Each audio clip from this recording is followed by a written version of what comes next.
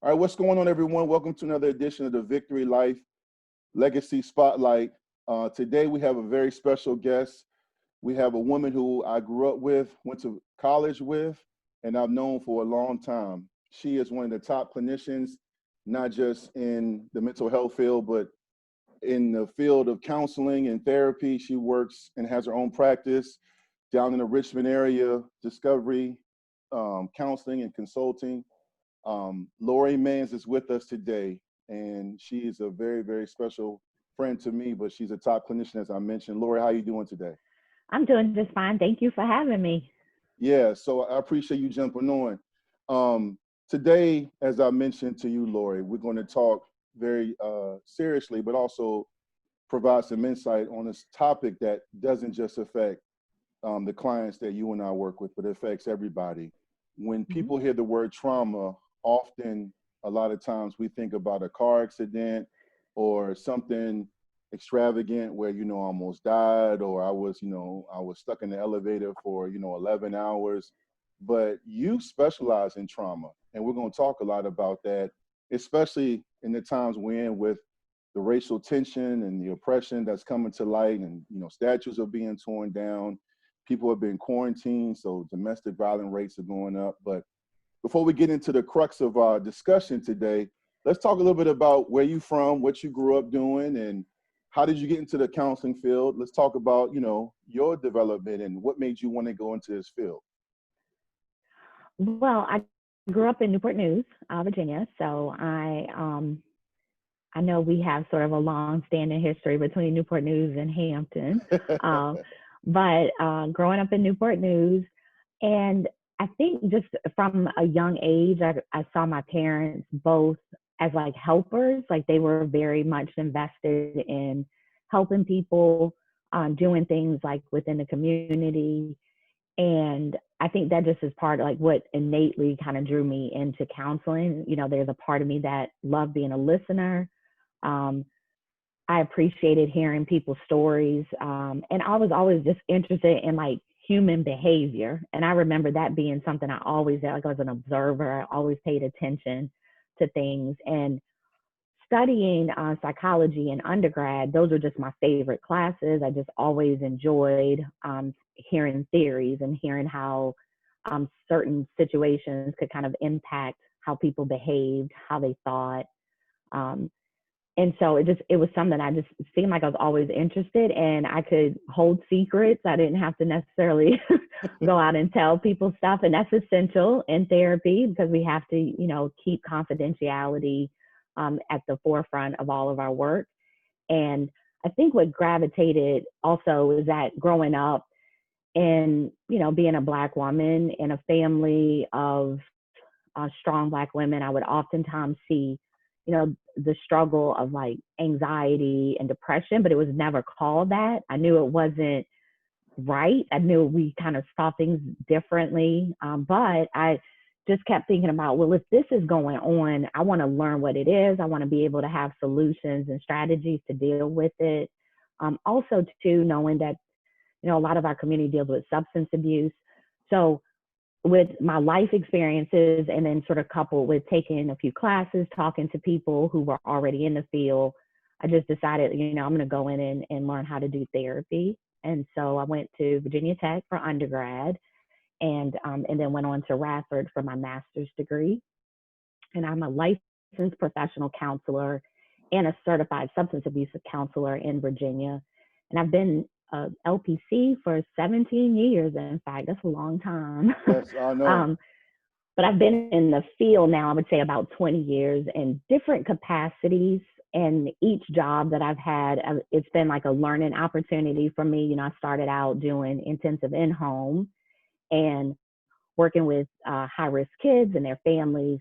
That transitioned to me doing more work in like outpatient, where I would do like intake assessments, help people get linked to different programs.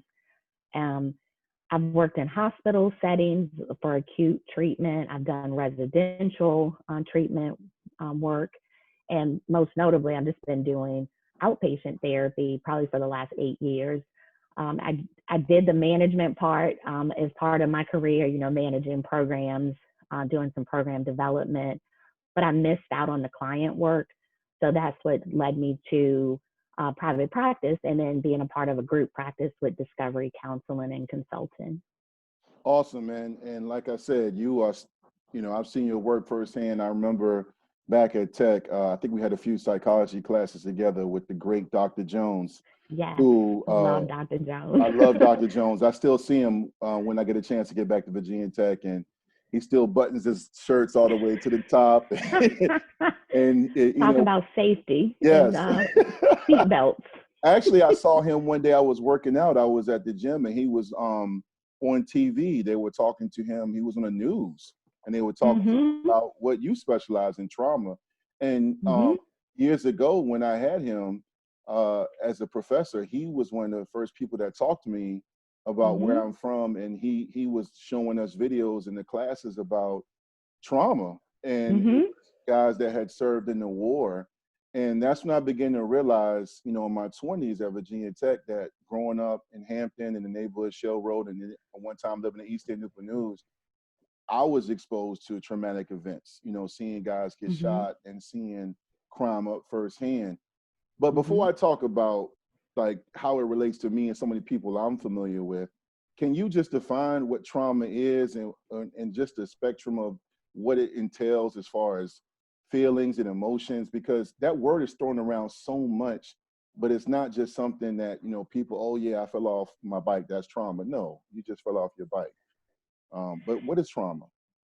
Okay, so probably for our discussion today, I think it's helpful to keep the idea of what trauma is really, it can be a single event, it can be multiple occasions, but essentially what's happening is that there's an emotional response to an event that's distressing, dangerous, or life-threatening. Okay, so that would be sort of my definition of trauma.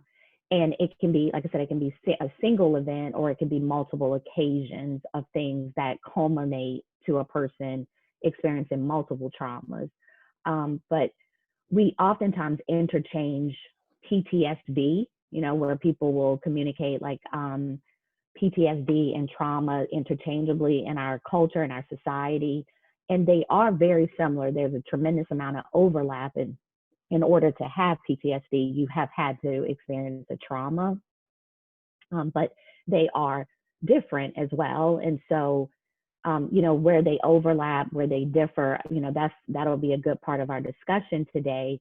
But I definitely would say at a base level, we want to consider a traumatic event as something that a person experiences. It was distressing and it caused an emotional response to it. Yeah, and that is helpful, because what I've found, and even on a personal level, when I talk to my friends, a lot of people, in so many ways, we're not trying to diagnose every person we meet, but a lot of people go undiagnosed. They begin to have issues where they struggle to connect, whether it's social or occupational functioning, at work or in their social settings. What happens, like if I was a person who was unaware, how do you know as far as when trauma manifests itself into something that's hindering me from functioning? Like, is it something where I'm having trouble sleeping, or am I having reoccurring nightmares? What happens? So as you just mentioned, right, we're going to look at how that emotional response starts to cause functional impairment in the person's life. So we look at what behaviors a person may be exhibiting and see if it affects them socially, if it affects them, occupationally, maybe if it's affecting them in terms of school. And what we would look at is like common reactions to trauma would be the possibility of just having increased anxiety, right? So you're just a little bit more fearful, and not the common fear. Like there's a level of like dread that can come with a traumatic event. But a lot of times the hallmark feature for people who've experienced trauma is they will do things that are highly avoidant. So they will avoid anything that would cue or remind them of that event or that feeling that gets associated with that event. So it's generally the hallmark feature for PTSD is that the person experiences this life-threatening event or witnessed it in some capacity, and then they develop avoidance from it. Another common reaction can be increased like arousal. So if you think about feeling more anxious, you're going to feel more on edge. You may feel a little bit more jittery, easily startled, jumpy, possibly more hyper aware or vigilant. And so you're going to be scanning, environments really keenly to see, okay, something about this doesn't feel safe or feel right. And those reactions can feel true and real, even if the environment is safe, right? So, we can look at things like people might start using substances more to kind of numb out. That can be a reaction that can come up after a traumatic event. Depression and anxiety are very common. Depression, because, you had this worldview and then this event happens and it shatters it. Right? You think the world's a safe place. You think that you're going to be okay. And then this event can come up and cause you to have a completely different worldview. Maybe it even shortens like your feeling of how much you can do and how long you can live and what your life is going to be like. So it can affect our moods greatly. I think about people you mentioned sleep. So, if I'm already aroused, I may have difficulty sleeping, or on the contrast, I might sleep all the time just to avoid, any of those stressors. Appetite changes can come up when we're dealing with effects of trauma. Main ones too, think about people who feel shame or guilt. Maybe it's a shame around, if I would have been smarter, if I hadn't been in that place, if I had just done this thing, to get out of that event from happening or those situations from happening. That can be common as well. So sometimes people will feel extremely guilty for what occurred or what happened or what may have been preventable in their viewpoint. My dog's about to go off. Sorry. Oh, it's okay. It's okay. It's okay. So thank you, Piper. So what we would probably say though too is in regards to the trauma causing like PTSD, and maybe where the symptoms would change up is when that person has multiple symptoms and that has occurred, the event occurs, and maybe 6 months later, we're still looking at the person avoiding, not being able to get back into their life. And their world just starts to shrink more and more and more. So they're not really reclaiming their life after the event. The trauma still sort of directs and guides them. It's telling them everything is going to make you feel uncomfortable, so you just avoid and you stop doing, but you're still getting these intrusive thoughts and images. So I think helping people, and this is a great point of like podcasts and getting information out there, that you didn't do anything wrong. If you have these symptoms, they're common, they're going to come up. Some people unfortunately develop PTSD because the event just will not go away. It just keeps replaying over and over for them. And the only way they can get like some level of peace is to avoid. But in the field and in our study, we know that by avoidance, it just continues to keep the images popping up and they become more intrusive over time. So that's when a person would seek treatment. Yeah, and that's important, because I was going to talk to you about seeking treatment. But as I've learned, even before I got into the mental health field as a therapist, a counselor, whatever, I noticed that different demographics don't always seek out treatment. There's a stigma sometimes, especially for Black men, that they don't seek out treatment. They just self-medicate. Right. Talk about some of the common forms of trauma you've seen in your practice or in your 20 years in the field. Well, yeah, just working in the field of mental health, we typically are going to get cases of people who are, presenting with signs and symptoms of depression and anxiety. And underneath that may be a significant trauma that's occurred. So maybe some examples or things that I've seen in my history of treatment would be definitely, like you mentioned, physical or life-threatening events like car accidents, maybe witnessing violence, domestic violence, community violence, issues of stories of neglect, definitely sexual abuse and assault are going to be common presentations for trauma.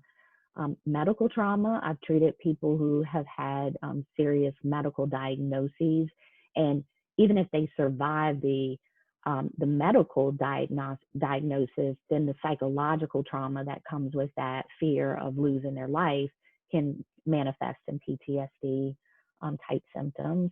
I never, Um, let me stop you there. I would have yeah. never thought about the medical trauma because there's this Hmm. mindset, I know I have, and a lot of people have, where, you know, if you don't feel well, you get sick, or, you know, I just had surgery, but you know, think about the people, the women Hmm. or men that have complications, or they have to, you know, keep going Hmm. back, Hmm. you know, unfortunately, one of my contractors, he works part time for me. Him and his wife just had their child, and within a week, the baby died due to complications. And Yeah. So, right. Again, it's something that is distressing, and then you get this strong emotional or behavioral reaction to it.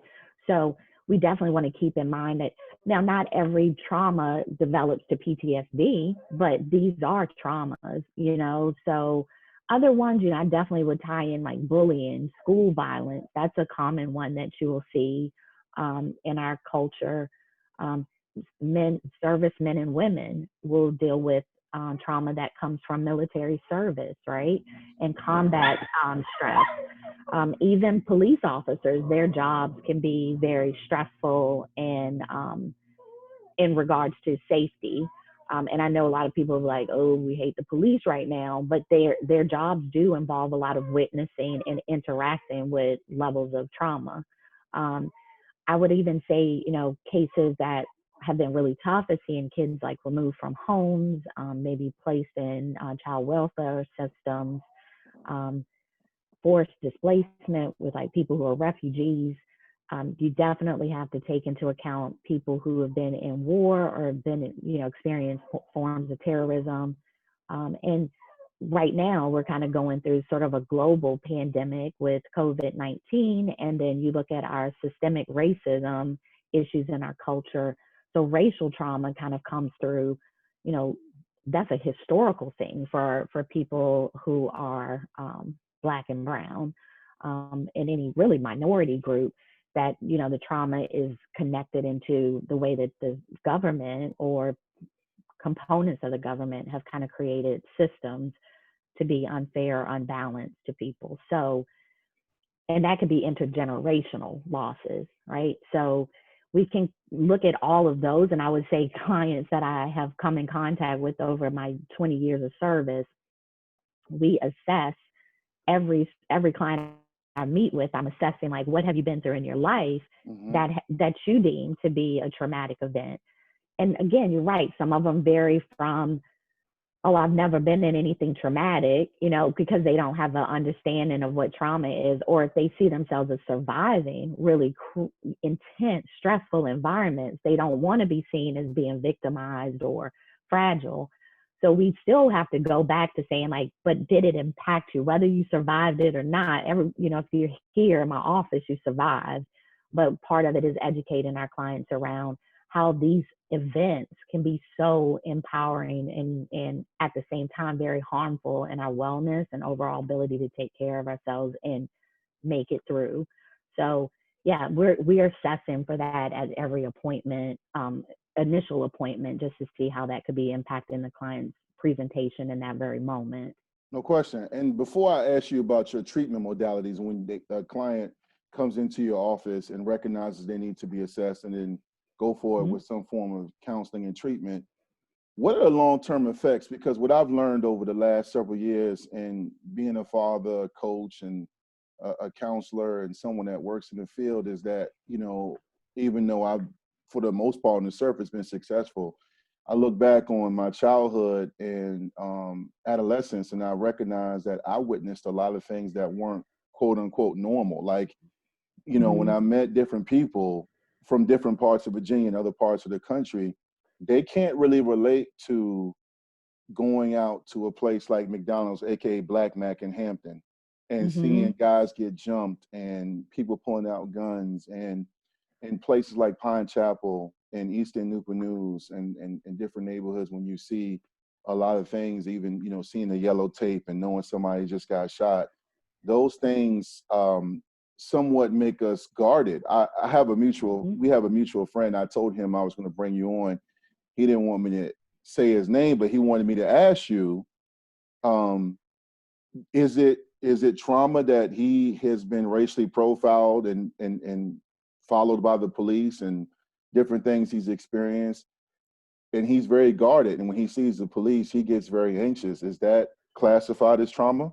Yeah, that would be Okay. a traumatic situation, right? Because it causes some type of psychological or emotional distress when he's presented with that trigger or that cue. Now, it may not have warranted to the level of PTSD, right? But Mhm. it does create a reaction of anxiety. So, racial profiling, racial trauma, that to me, I kind of pull that under historical trauma, because even though right now it's fresh and new in the media and it's getting a lot of attention, we also have to remember history, right? And Mhm. these are tides and changes that our parents went through, their parents went through. Like it's a struggle, sort of in generation after generation. So you think about things like policing and racial profiling, microaggressions in the workplace. So even though we have integration, and that was maybe like the previous generation's fight, those, after we resolve some of those issues, new issues that now don't need to be hidden are coming up and being submerged. So this is something that our culture, we're constantly probably combating underlying anxiety and depression, just due to the fact that these are systems we're facing on a day Mhm. in and day out Mhm. basis. um, Again, having trauma does not automatically equal PTSD, but having trauma and not having tools and ability to feel safe and supported can manifest in physical health issues, right?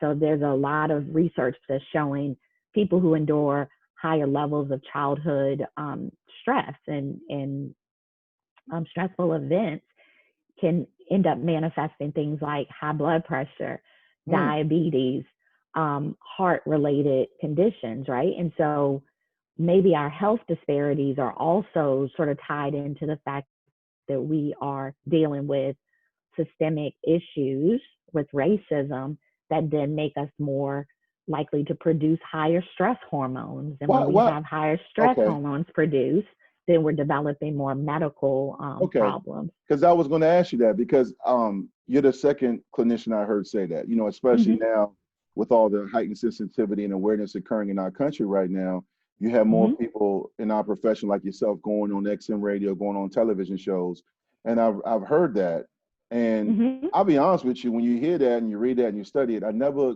understood completely the correlation of it, because I'm thinking, how is it? Okay, I get it that if you grow in a low income neighborhood, you on every corner, there's more fast food, there's more alcohol, more liquor stores. Hmm. You don't Hmm. have the Paneras and all the different things like you have in a well to do area. However, what just go a little bit, but not getting too deep, but more in detail about the correlation between physical health problems and trauma. Because that research is important, but also just to explain it to someone who's watching this who may not get it. Okay, right. So if I'm having, so really what we're talking about from a mental health standpoint is that when we're faced with a stressful event, biologically, it's going to trigger for us to have our fight or flight system activated. Mhm. So fancy terminology would say our sympathetic nervous system. And Mhm. the sympathetic nervous system is effective for keeping us safe when we're in danger. So, we think about adrenaline. You hear those stories of like people being very heroic and running into burning buildings and saving people, and those types of stories. That's produced from our sympathetic nervous system, and we do it involuntarily. So our blood pressure increases, our breathing changes, our heart rate goes up, right? And so we're in this like kind of attack mode for the fight. Maybe we end up freezing because we need to stay quiet and safe and still, so the danger kind of passes us, or we run and we flee, we get out of there. Okay. So that is an innate natural part of the human experience. Is biological. We're going to do that when we're facing fear, okay, and anxiety. The problem is if we're doing that on an everyday basis, right? If you're Mhm. growing up in a neighborhood where you don't feel safe, if you're growing up in a community where not only do you not feel safe, but someone that has been a victim of some type of violence. Maybe you're growing up in an environment where someone you care about who took care of you is taken away from you, whether it's through a health issue or some type of violence. That then starts to impact that nervous system. It never gets a chance to sort of regulate and calm down. And so where else does it go? It gets manifested in our body. So there's a lot of support around helping people in treatment learn how to regulate their feelings and their mood through their body, and not just talking about it, doing things to kind of like regulate their breathing, making sure that you're eating and exercising, because that can actually produce the opposite part of our nervous system, which is a parasympathetic, which actually helps us with emotion regulation, helps us to calm down. So in times of crisis, we might tell people like, take a deep breath. Sometimes it's helpful. But part of it is like to breathe out longer than you breathe in can trick the brain into saying, okay, danger must be gone, because they're breathing in a slower pace, right? Yeah. And even if you think about it, if I'm breathing really rapidly, that doesn't feel good. I'm hot, I'm sweating, I'm breathing hard, so I'm not going to be like, oh, this is a great feeling. And then if I'm starting to like try to relax and calm down, it might be like, I might feel a sense of like coldness or relaxation. My muscles aren't tense. So I'm breathing out, exhaling, those are things that can help a person not feel as much of the intensity. But yeah, as a culture, I think our systems are always activated to be on a, prepared mode, what's coming at me. And that is just going to have long-term effects from cortisol levels being shot up in the system. Those things are not good at long chronic levels. Yeah. When I a didn't go person too science, did I? No, That no, was no, no, okay. no, All no. right. Look, no, man. This is good information. No, you didn't go too deep. I mean, I understand everything you're saying. Even I'm sure someone even not feel here's what you're saying. They got to understand that it does affect you. But I just wanted you to go a little bit more in detail, because I've noticed in the news and even on talk radio, people will just throw these terms out. It leads to this, but someone that doesn't understand may think, how does trauma affect me, make me go and eat a Snickers bar? No. Right. So it's important for people to understand the physiological as well as the Yeah, it's not psychological. just happening in your head. It's a full body type of an experience. So, and a lot of times we really minimize how trauma can manifest. And I think this is again systemic racism can kind of have hold on, I'm sorry. You finished? You good? She hears the garage door and then she's like, who's leaving? Because she's used to us being home. Sorry about that. But with systemic racism, for example, and I know that was sort of like our part of getting together for the conversation today, even something that might seem trivial, and we've seen this in our field, there's a lot of providers that might not treat a person for racial trauma. There might be some people who you would go and talk to and you're like, hey, I'm really having a hard time and I can't figure out why. I can't calm down. Or like you just described for your friend, man, is there something going on that, I get anxious when this situation comes up? And a lot of times in our culture, we get told like, just ignore it. Don't think about it. Move on. You got to push through. And those are things that we want to be very careful not to just prescribe that as the only way people can heal. Some people are resilient and, I can tell you there are people who I've worked with and they have gone through horrible things in their life and they don't have PTSD. And they might have like made minor issues, but they may be coming in to talk to me about like how they can work on their career or something, so it doesn't have to be a one size fits all response. But I think holistically, we have to stop in our culture, and even for us in our mental health field, stop trying to decipher which trauma is worse and which one is not a trauma. We need to start listening to people and saying, okay, this clearly had this impact on your life. If this event had not happened, we don't know, but when this event happened, all of these other things sort of came afterwards. So we really have to start looking at how that affects people and not just telling them get through it or be okay or just don't think about it. Again, my concern is that with that message, is that keeping us stuck? Is that keeping us in that really like unhealthy place to heal? Yeah, no, you're right. Because for decades, as far as I can Mm-hmm. remember, and probably, before I even existed, that has been the code within the Mm-hmm. Black male community. Like, man up, Mm-hmm. you got to get through it, quit crying. Yeah. And as I've gotten older and having 3 children of my own and being part of so many young men and women lives, I'm Mm-hmm. starting to realize, and I've realized now that that is always that's not always the best response. In many cases, that shouldn't be the response. Right. Because basically, if you had a sudden change in your life in a traumatic event, it shouldn't just be passed over as, what, it happens, get over it. Because Mm-hmm. as you mentioned, what we see manifest in young children and them acting out, or we see in adults that they struggle to connect and have intimate relationships where they can be a good father to their child, or they have health issues. So this is Mm-hmm. that's why I have you on, because this is very serious, especially with right now going on with the peaceful protesting and, Mm-hmm. social media being such a big part of what we do. You have people who are posting stuff, and you can see even in their messages, they're releasing some stuff they've been holding on to, you Right, know? absolutely.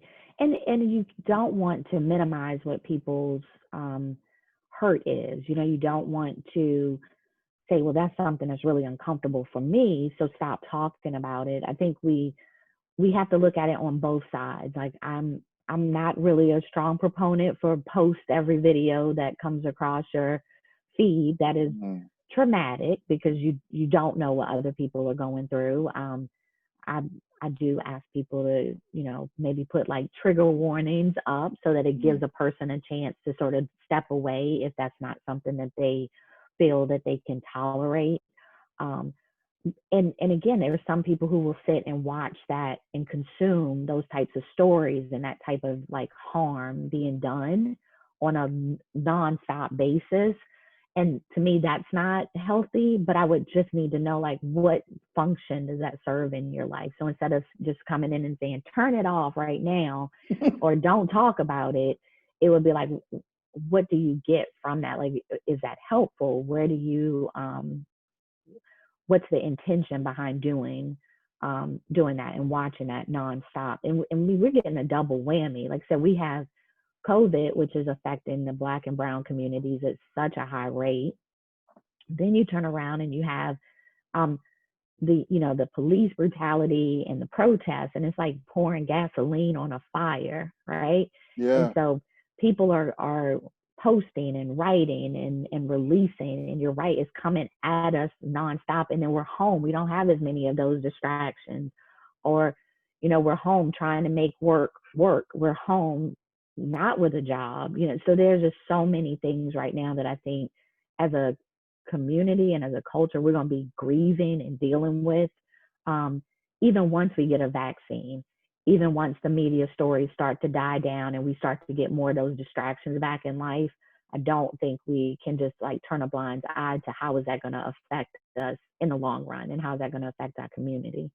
When you have, Laurie, someone come in your office, or even on a personal level, with your friends, do you ever give clients, or because I know advice given, you have to be careful in treatment, but when it comes down to the aspect of social media, I find myself talking to my own children and even friends of mine about, hey, man, take a break. I don't know if you saw the George Floyd video, or even the young man that was shot down in Georgia. I forget his name slips my mind right now. Oh, Um, Ahmaud Arbery. yes, Ahmad. Mm-hmm. I don't know if you saw those videos, but when you watch stuff like that, stuff can resonate in a person that's unresolved in their own life, past traumatic events, as well as too much of that stuff. I found, I was talking last night to a friend, and I was telling her how, when COVID first hit, and then the stuff you mentioned happened, the police brutality, all these videos, I just had to take a break, because I find Mm-hmm. myself that when I'm just, you know, relaxing on the down part of my day, those images come back. So do you ever Mm-hmm. give advice to clients or friends of yours? Do you ever say, hey, you know what, you might want to take a break, you know, maybe go, you know, you can't really go out, but just what are the alternatives you suggest if you do give that kind of feedback? So really, if for me with clients, like I said, I don't necessarily say, "Hey, as your therapist, I'm telling you, you should not be on social media." Um, that would be no in therapy land. But really, I do think it's a healthy. We need to be balanced, right? We need to look at how we can live our lives and have some form of harmony. Um, so it's okay to explore, look, get information. We need that, right? So, as a therapist, I did see the video. I was a little alarmed because I didn't get prompted of what I was watching. It just kind of like popped Oh, up. And so it wow. was like, yo, I don't necessarily want to see that. Yeah. Um, so but I did see that. And again, as a therapist, it's like, okay, that I recognize immediately made me feel like sort of like a tightness in my chest. I noticed like a feeling like I wanted to cry, tears coming out, you know. So those were my reactions to watching a video. And then rage and anger and like, who do Mm, these people think they are, you know? And that, so that was sort of like a natural reaction that came up for me. And if it feels uncomfortable when you check into that emotion, it's okay to step away. It's okay to take that pause and that break. Um, I would never recommend someone sitting on social media for multiple hours at a time, just because the messages that you're getting are so intense. Um, and we do need to be careful of what those messages can do to us psychologically. But that, again, thinking about doing things in harmony and balance and with intention, I think is maybe where you can help guide people. So um, some of my clients, some of the people I know personally have not watched the videos, and that's okay. You know, they're mm. not doing anything wrong. If it's too upsetting for them, they don't have to look at it. They don't have to watch it to and still probably have a lot of passion and the same feelings I would have from watching it, Absolutely. right? Yeah. Um, but I wouldn't say it's a good or bad thing. I try to leave those judgments out of it, but I would encourage people to check in with themselves and not just do it in kind of autopilot. You know, just don't automatically go on and just start scrolling and not pay attention to, is this me intentionally choosing to do this? And what is this doing to me to just constantly watch it? But when you do get overwhelmed, and you do decide to take a break, you know, I still go back to those sort of same things of like self-care, right? Hmm. Like doing Yeah. something that feels relaxing or calming, soothing. Um, and that's what works for you. Um, you know, I'm probably going to say I would like to go for a walk and walk my dog and play with her, where that may not be the same thing that my husband's going to do, you know, to relax. He may go work out, he may go lift Hmm. some weights or something, right? Hmm. Um, or if it's reading a book, like I can say my daughter is probably going to read a book to do some stress relief, you know, and do Hmm. something that's pleasurable. You can also pray, and you can also meditate.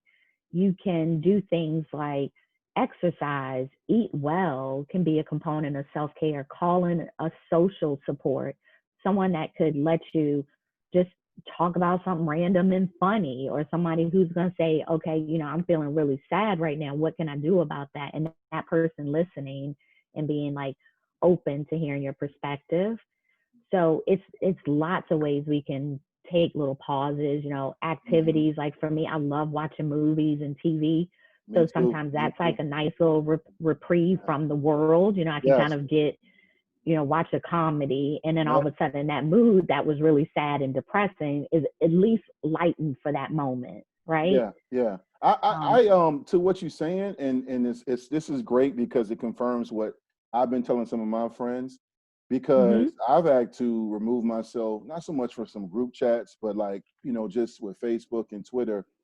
I ain't not blocking anybody, but I found myself maybe muting them, or kind of, because every day they are posting news articles, whether Right. it's a bunch of people dying from COVID, or another police officer did this, or another person died of this. And it gets to the point where I'm like, yo, this is a bit much. Every day, you don't have Yeah. anything, Yeah. a motivational quote. So even from the aspect of just remove myself from that kind of stuff is healthy. Yeah. Yeah. Yeah, and again, it could be for them, that's their way of sharing and being like a part of an advocacy part, right? Like they want to make sure that their community knows all the stuff that's going on. Um, Hmm.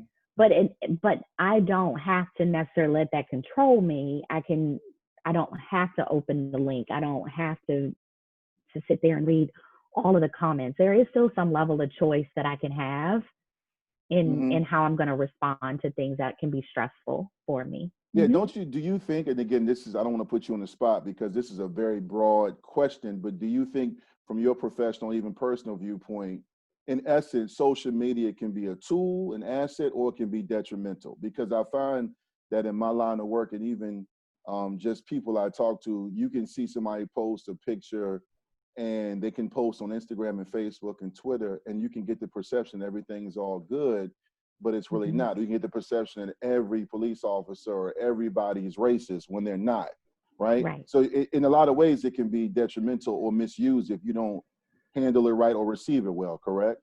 Yes, absolutely. So when we get into those all or nothing thinking patterns, right? Like everybody, all these people, um, when we are in extremes, and like I said, I would think of extremes like all people who post all the time are bad. Like when I say that, that's a problematic viewpoint because there's outliers. There's already a person who, if they're posting a lot, is going, I'm not bad, right? So there's always this constant influx, and no one has the absolute truth, right? No one knows exactly what's the right thing to do and what's the wrong thing to do. Here she goes again, barking. It's Um, okay. but what I find though is when we can kind of take away that like judgmental viewpoint and not be so quick to get guarded and defensive and maybe step back and say, I don't know why this person is doing this. I don't know why people are feeling this passionately one way or the other. I just know they are, right? Then I can step back and say, and this is going to be my response to it, or this is the way I'm going to manage the situation, and not even judge yourself, right? But social media to me is, as much as it has some of its hiccups and it's problematic, I think it's great. It's the way for people to connect. Hmm. Um, I know I would have never thought in growing up I would have friends that I met online Yeah. that live in California that I've never laid physical eyes on. Like that's something that's pretty amazing. And then that person is not someone that I'm like, I wouldn't consider a friend. They may not be Hmm. like my childhood friend, but I would not, try to help them. I wouldn't say, I wouldn't be mean to them. I wouldn't think it was weird. It just feels kind of natural. So there's a lot of positives that come out of being able to connect and expand Hmm. and reach out to people, even if they're not in your actual physical space. But I think we do need to make sure that we slow. It's so much. So I think we need to be able to slow down and have moments of reflection. Like, what am I taking in? What are these messages really sent to do? And is that really beneficial to me? Is that helping me? Is it hurting me? And really thinking about that on a personal level. So that requires us to slow down and maybe step away from it and then think Hmm. about it. Now, moments I've taken social media breaks have been great, because I've intentionally planned to take the break. I'm like, I'm not posting anything. I'm not going to say anything. Um, in fact, here's a great opportunity to go do something else, go hang out at Lowe's. I like Lowe's. Um, and do a DIY project. And I'm not on my phone. I'm not recording anything, and that's fine. That's just what I wanted to do. I want to take that break, and that can be restorative for me. Um, I think when we get into those rules, like you always should post, or you always need to check it. You don't. You can check it a lot, but you don't always have to do anything. One thing my wife has said to me, not like advice, but she just said in talking about social media is that it's okay for people to disagree. Like it's Oh, okay to have friends. absolutely. Well, I say that because, I have, colleagues and friends that were like, oh, I'm blocking him. it's over. You know what I'm saying? He's a Trump supporter. And I've kind of been viewed differently, saying, well, you know what? That does not mean essentially that they're bad people. Political stuff, religion, it can get very convoluted. And it's okay to have friends, associates, even colleagues on social media to have a different viewpoint. Now, if they are causing you distress and making you feel bad, and reuniting some of those traumatic past memories, then yeah, that's unhealthy. But just because they vote differently or you, or they may want to wait till the evidence comes out, it's okay to disagree. And I think that's one thing that I've learned as well, and also appreciate it when I've heard that, when people say that, Yeah, it is. It's nice when you can have different viewpoints. It's nice when you can say, I don't agree with you, and to feel like someone could listen to that and acknowledge it, even if they don't agree with it, that they can at least acknowledge it. That actually can be transformative, right? So even if even if I say it's really challenging to understand why a certain person might support another person, right? And if it's maybe like a political conversation, I don't have to try to work so hard to persuade them to not think what Bingo. they're thinking, right? I Yeah. might need to work on saying like, well, they're not gonna persuade me, so there's no need for me to try to persuade them. Let me just listen, right? And then in listening, maybe there's this new thing that can come out of that conversation that can be a new, like a synthesis, that can be a new understanding, something that pivots people. But we do typically jump in. I think it's just humans. We tend to jump into conversations with the goal of it being, I'm going to talk at you. I'm going to talk so you understand what I'm saying, and I'm right and you're wrong. And I'm going to just keep having that conversation until you say I'm right. I think that's exhausting, but a lot of people do it. Yeah, And yeah. it's okay to say, I hear you, I hear your viewpoint, and I disagree. Yeah. Right? I Yeah. hear you. I hear you. That's life. That's reality. I hear you. I'm listening. And that did not change what I'm going to go and do right after we finish. Like, and that's just what I have to accept. Yeah. Yeah. And again, if it's like you said, if it's someone talking to me and they're being threatening and they're being hostile and telling me what I am and I'm not going to do, listen, no, that's not a conversation, right? You're not trying to communicate with me. You're trying to tell me what to do. So I don't have to endure that. But if you are saying, I want to have this dialogue, I'm trying to understand where you're coming from, or I put out a point of view, an opinion, and you disagree with me, it might help if you first say, I hear this is what you're trying to say. I'm confused. What am I missing? Would you tell me a little bit more? Because this is how I see it, right? Those are sort of strategies that may keep people communicating versus immediately posting, you're wrong and I'm blocking you. Yeah, I yeah, don't know that exactly. that's very Yeah. effective. Now, if you block me, you don't have to tell me. Just block me. That's another thing. You're No good. doubt. Well, Laurie, I only have a few more questions. I do want to ask you this, and you don't have to get deep on this one either, because obviously treatment can be long-term or short-term. But when an individual or a family or a young person or client, or you referred, someone comes to your practice for issues related to trauma they felt with racial oppression or COVID or abuse, neglect, whatever it is, what are some of the treatment modalities or techniques you use to help them overcome or manage it better? What are some of the things you have done in your 20 years? Obviously, it's a long time, but just condense it like here in recent years, some techniques or things you do. So no one trauma situation is the same. So therefore, treatment is going to be, there's multiple treatment modalities too that can help a person recover from a trauma.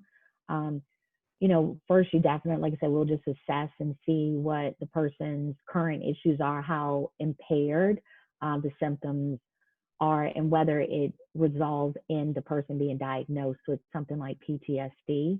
But if we say a person with PTSD, there are actually evidence-based treatment approaches, and that's just saying that there's research that's been done to show that a person doing this type of treatment has shown improvement in the symptoms, right? So the symptoms can get you can actually get treated for PTSD and get cured with certain evidence-based treatments. So common ones are cognitive behavioral therapy, which would be something like prolonged exposure treatment, and that's what I'm trained in, prolonged exposure therapy. There's also cognitive processing treatment, and you also have EMDR. And in psychology, we always have a lot of acronyms Yes, yep, yep. for things, but EMDR is eye movement desensitization reprocessing, and that's a treatment that it sort of works on maybe the person not having to necessarily retell the story of their trauma in a verbal way. They can kind of process it through like their mind and body. So you need a specialized training for these evidence-based treatments. So if there's people listening that are interested in exploring treatment for trauma, maybe asking their provider questions like, what treatment do you use to treat someone who would have this condition? So maybe my trauma didn't result in me having PTSD, but I do have depression. So then that's not going to necessarily be prolonged exposure treatment. That might be like cognitive behavioral therapy. And I think about a lot of our treatments that we are trained in the field are trauma informed, which allows a person who's experienced trauma to come in and not be re-traumatized in the therapy. Okay. So like I'm trained in DBT, which is dialectical behavioral therapy. I work with individuals who have kind of chronic issues related to emotion dysregulation. And that's a trauma-informed therapy. So that just allows me to work with the person in a way that will not cause more traumatic responses in the treatment that they're going through. But yeah, it's different approaches, different therapists are trained in it. So, my best recommendation for your listeners is if they are interested in exploring treatment, just checking in with their providers and saying, based on what you've diagnosed me with or what you're thinking I need treatment for, what treatment approach or model do you think would be beneficial? And is there evidence to support that that's helpful? No doubt. Well, Mm-hmm. Laurie, we come to the portion of our show where I always allow my guests to leave their final thoughts and just some things, some recommendations, especially for this kind of topic. What would you say to someone, especially to men, men Mm-hmm. of color, minority Black men, and Hispanic males that typically, I think, I've had guys say, is it going to hurt? Like, am I getting what is it? How long is it? What are the benefits of basically dealing with our issues? What is the benefit of coming to see someone like yourself? And why should we get help with some of our unresolved issues that often include past trauma? And then you can add, how can they get in contact with you, whether they live in the Richmond area, or if someone sees this and they want to have you come in and maybe speak or do a training on trauma like I did years ago. So I would definitely say if there's a person who's listening who's saying, I'm not sure if I want to go and talk to someone. Is it really that bad? Is it, am I signing up for having to go to therapy every day or for the rest of my life? And we want to try to stop the stigma that seeking help implies some form of weakness. Getting information, asking questions, getting the care that you might need is never a sign of weakness, right? And so many people come to treatment, and if you're open and you share what you've been through, the therapist that's going to work with you is going to want to sit down, talk to you, create a collaborative working and relationship to help you figure out how to make those changes. So I'm going to always be a proponent for people going in to talk to someone who has training in mental health if they feel like they have a mental health issue, just like I would say to someone who had a physical ailment, if they were having issues, I would say go to a doctor or, you know, a nurse practitioner that can help you resolve that symptom. Um, because if you have something that could be treated and you could feel better, why would you not? You know, like, I guess that would Mm-hmm. be my takeaway. Like, it, now, I understand it's not easy to access mental health. There's a lot of barriers. You know, you might not get set with the right person. You might get a therapist you don't like. Um, but we got to keep going until we find someone that is a good match. I'm not a great match for everyone. I don't treat everybody. Um, but there are therapists who say, you know, specialize in treating men. There are therapists who specialize in treating trauma. There are therapists who specialize in treating um, people of color. So there's resources. I typically tell people start with your insurance. If you have an insurance company, you can call member services and see who's in your network. Mm. You can kind of get a gauge of how much it would potentially cost, how much it might, how many hours of service they will provide for you. You're not going to know that information about how long you're going to be in treatment until you actually go in for one appointment, right? So, so for your listeners who like, oh, they're going to trap me, they're going to keep me in there, they're going to make me feel crazy. We don't assign straight jackets. Those don't come in the therapy appointments. And it's a conversation that you're having. Most people start with outpatient because it's something that you just go in for about an hour and then you leave. And so, but you're just really scheduling a first appointment. A lot of therapists will do consultations, which is about 15 minutes where they'll talk to you even like over the phone or a video conferencing and just see if there would be a good fit for you. You can advocate for that. Instead of saying like, do I need to set up an appointment? You can say, hey, I'm just dipping my toe. Is it, could you do a consultation with me, see if I would be a good fit? Meanwhile, you can be seeing if they're a good fit Mm-hmm. for you. Do they respond to your questions? Do they make you feel comfortable to continue to open up and talk? If not, go to the next one. It's a lot of people in mental health. So you can just keep looking at those options. And then maybe other resources your listeners could listen to. Therapy for Black girls. Okay, I know you are saying about men, No, no, but no, no. Both. Go ahead. that they have a therapy directory where her focus, the person who started this platform, she wanted to break down the stigma of mental health services within our community for Black people, and so she started to say, well, we might not access services because the people don't really look like us that we would go in and talk to, right? Yep. And so she started a podcast. She also has a directory of mental health providers that you can go in and search by state and by, I think she even has it where you can even search by like presenting issue. Where can people find that at? Where can they find that That's at? at therapyforblackgirls.com, and they can look for like a provider listing. Okay. And they can search. It's like a search engine for mental health. And then the larger one that's probably more on a Google platform would be psychologytoday.com. And that's where you can kind of search again by zip code, by presenting issue. I think you can even put in your insurance and it'll pull up providers close to you in your area. Some providers are doing most remote services. Like I know right now I'm doing everything through remote or telemental health. Mm-hmm.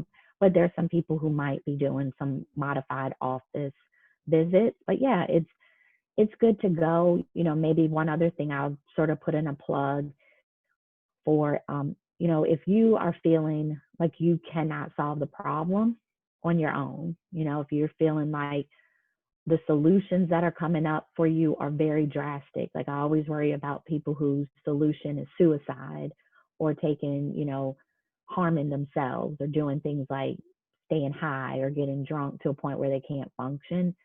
That's not the problem, but it's an indicator that you can't solve the problem. Yeah. Wow. So go True. talk to somebody, Mm-hmm. right? Go talk Mm-hmm. to somebody. And so whether that's starting out with a consultation or one appointment, just go in and say, you know what, I can't figure out how to do this thing on my own. And the way that I'm trying to solve it, it's not working. It's not a solution I can stick to. So you can go and talk to a therapist that's willing to help you find other solutions. Yeah. So that's my plug at the end. I guess And they what, can find me on I was going to say, where can they find you? so I so with my group practice, I'm a plug discovery counseling and consulting. I'm a consultant. I work there, and I've been there since 2012, and it's a great group of therapists there. We all are trained in some form of evidence-based treatment. We have um, tons of different types of treatment we offer, but that can be, you can Google us on Discovery Counseling and Consulting, and we come up as vadcc.com. And so you can kind of check out our company. Jen McCauley and Tom Burgess are the partners of the practice, and then it's tons of us there that are associates. I think we're up to like maybe 15 or 16 therapists and maybe more. Awesome. But a really good practice of some good, solid clinicians that do really valuable work. So I'll plug our group practice real quick. And then if folks want to check out some other stuff, I do have a personal website. It's at lauriemans.com, and folks can reach out to me there. And yeah, that's how they can get me. Yeah, well, make sure if you're watching this, you check out her website and also check out her practice. Several years ago, I had Laurie come to my old practice before I went to do Vicktory Life, and she led a training. And to this day, I have clinicians that still rave about how great it was. And thank you, Laurie, for jumping on. You one of the top clinicians, a mother of two, a wife, a Delta Sigma Theta. She's a woman of many talents, but most importantly, she's great at what she does in helping people and facilitate change in their life. And make sure, no matter what you do, you make sure that if you are dealing with an issue, that you seek help. There's a lot of resources out there. That's why we had this show today. And like I always say, every show, make sure no matter where you go, no matter what you do, leave a positive impact, and make sure you leave a great legacy. Thank you, Laurie, and thank you, everybody. Thank you. Thanks so much for having me. Thank you. Take care.